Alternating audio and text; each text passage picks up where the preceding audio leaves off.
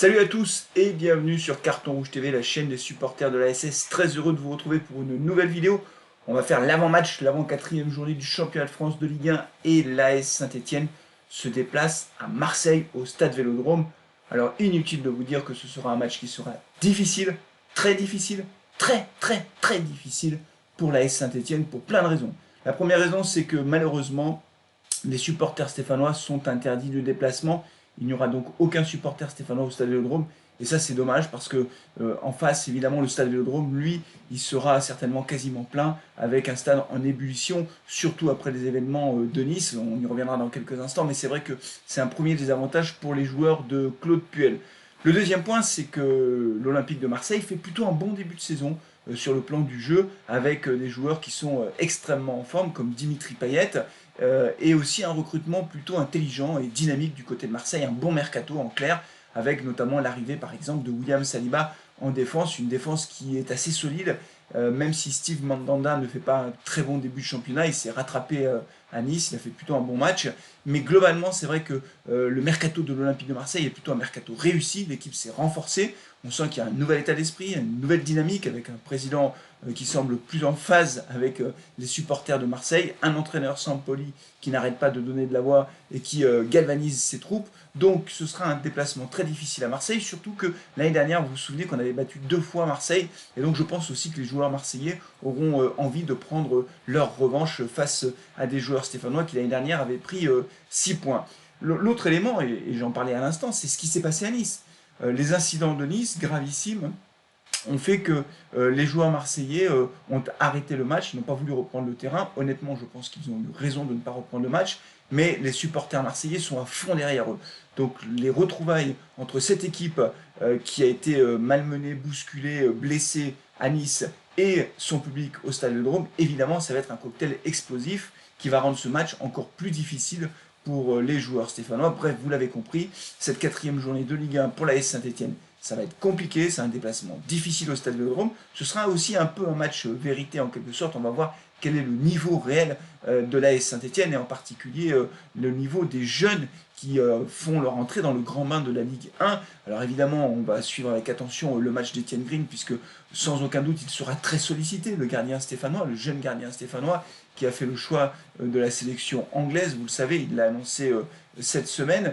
On suivra également avec attention ce que fait Seydou Sow.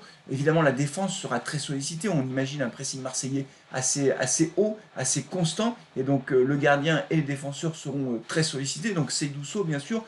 On regardera comme à chaque fois la compo de Claude Puel. Est-ce que Claude Puel va réintégrer Trauco dans le 11 de départ ou est-ce qu'il va décider de laisser Colo sur le côté gauche? Et puis on regardera s'il aligne ce fameux milieu de terrain avec 3 milieux de terrain récupérateurs. Vous savez, il a fonctionné comme ça sur les 2 derniers matchs avec Youssouf, Neyou et Camara. Est-ce que ce sera la même compo du côté de Claude Puel? On verra. On regardera aussi la compo du côté de Marseille.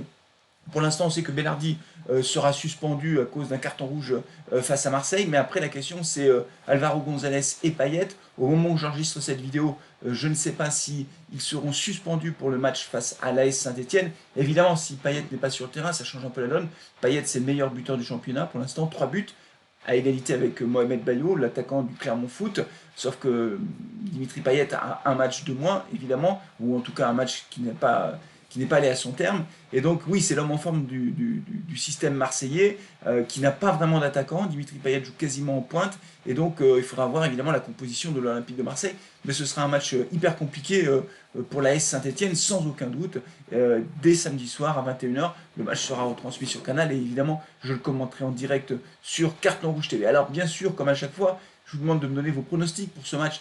Comment vous voyez ce match de l'AS Saint-Etienne? Est-ce qu'on est capable d'aller chercher ne serait-ce qu'un point au Stade Vélodrome? Si on va chercher un point, je vous donne mon sentiment, franchement, ce sera un très bon résultat. Compte tenu du contexte, compte tenu de tout ce que je vous ai dit à l'instant, on verra ça. Moi, je serais très heureux, mais je n'y crois pas beaucoup. Honnêtement, je pense plutôt qu'on se dirige vers une défaite au Stade Vélodrome. Ce serait assez logique avec une équipe marseillaise, encore une fois, qui aura soif de revanche. Un dernier point quand même, enfin, plusieurs points d'actualité du côté de l'AS Saint-Etienne. D'abord, Bernard Lyons dans l'équipe a sorti un article en indiquant qu'il y avait un certain nombre de repreneurs potentiels qui étaient repreneurs pour la Saint-Etienne, hein, dont les dossiers étaient en cours d'étude. Ça, c'est le premier point. On verra ce que ça donne. Mais selon Bernard Lyons, la vente du club avance malgré tout, et il estime, dans un tweet, il estime le pourcentage de chances que la vente se fasse d'ici la fin de l'année à 7 sur 10, 70% de chances que le club soit vendu d'ici la fin de l'année, donc les choses bougent quand même en coulisses.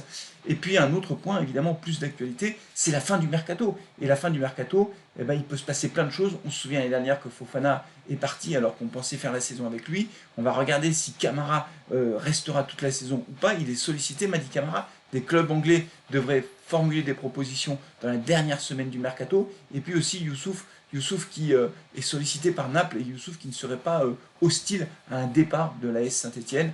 On va voir ce que ça donne. A noter aussi que du côté des rumeurs, mais ce ne sont que des rumeurs, le retour ou l'arrivée possible, le vrai faux retour, la vraie fausse arrivée de Mostafa Mohamed, on en reparle encore. L'attaquant, vous savez, égyptien, qui est parti à Galatasaray, veut venir à l'AS Saint-Etienne. On reparle de lui, voilà, potentiellement comme revenant en Ligue 1 et peut-être à Saint-Etienne. Évidemment, on va suivre tout ça avec attention sur cette dernière semaine du mercato. D'ici samedi, en attendant ce match face à Marseille, portez-vous bien, prenez soin de vous et allez les Verts. Ciao.